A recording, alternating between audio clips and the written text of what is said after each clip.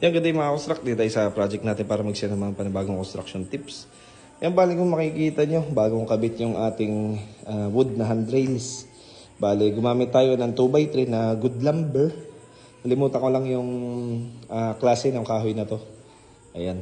Bali, yung share natin ngayon is yung diskarte sa pag-i-install nito. Kung makikita nyo, halos kahit kalugin ko yan, no? Napakatibay. Bali, ang ginawa kasi natin, nilagyan muna natin ng 1x1 na tubular dito sa gitna. Then, inukit na lang natin yung kahoy. Ayan. Bali, popolit up na lang natin yan para maging even yung surface. Then, pipinturahan na lang natin. Ayan. Bali, nakapalaman dito yung tubular sa gitna niya. Meron niyang profile na ginawa ko bago nating orderin. Kaso, binigay pa rin sa atin siya as solid na 2x3 na tubular na kahoy. So, tayo na lang ang nag-ukit. Ayan. Bali, may mga screw yan dito. Naka-screw to sa tubular na 1x1. Pati dun sa ibang gilid. Ayan.